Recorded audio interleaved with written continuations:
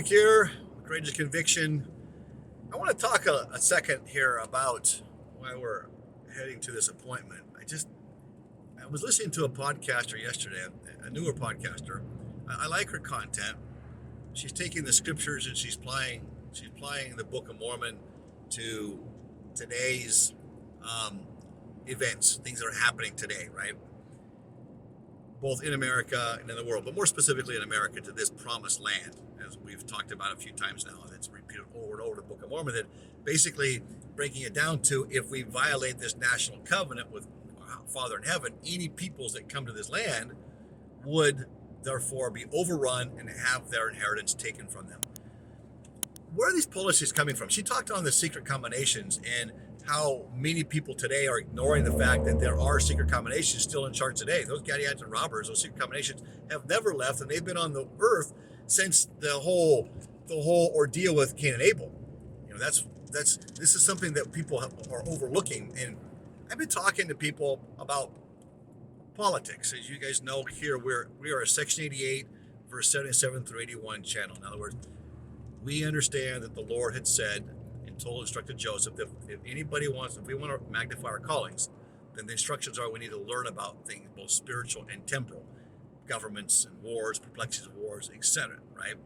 And so we try to give that balance here on our channel, and yet try to bring it into a spiritual as well. Now, one thing that was said, and I like this because Louisiana this morning passed a law saying that the policies that come into the United States that stem from the World Economic Forum, WEF, United Nations, or the World Health Organization will no longer be accepted or tolerated in the state of Louisiana. Now, I hope to see more states stand up against this group, because this is the head of the secret combinations. The World Economic Forum, Klaus Schwab, is where this all stems from and comes from, and their agenda to remove freedom and implement a full neo-Marxism with global control, making us all under these three entities. Now, this is happening. This is real, and this is advanced. This is where the digital coin is going to come in, a digital dollar, for example. It won't be one that we're going to have paper money anymore. And the SWIFT is announced just recently. It's going to be 12 to 24 months. I just did a video on that.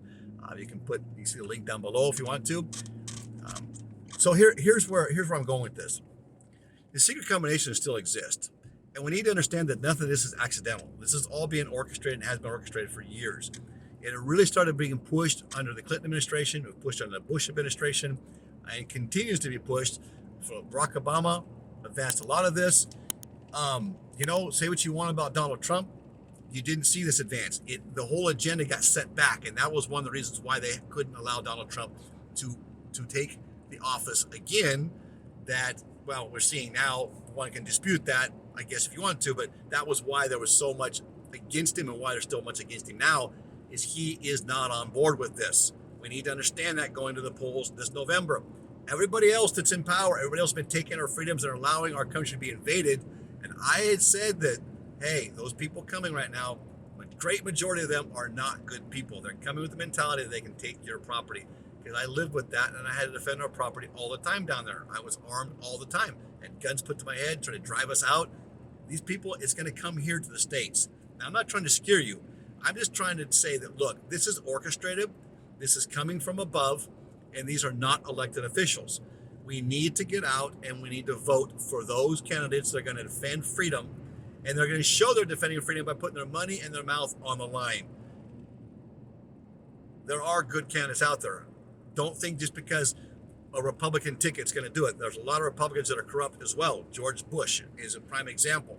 Now seeing how he was. And I'm not going to get into these people. I voted for Bush. But I'm just saying that these things are coming out, that we need to get out to the polls. And that is our responsibility as Christians and as Latter-day Saints, to get to the polls and put the proper people in. If we don't do it, then we are held accountable for lack of doing it, as well as if we commit an error, right? So it's the sin of omission instead of commission, right? So I just want to get that message out there. It's going to be very important for us to get out there and go and vote. Think your vote doesn't count? We can overwhelm the voting blocks with people who are going to defend freedom. And we can't just take lip service for it. You're hearing about this current administration talking about how defending democracy. Look, it's not a democracy we're trying to defend. It's a republic we're trying to defend. A democracy, Cuba's a democracy, for crying sake. China's a democracy. Venezuela's a democracy.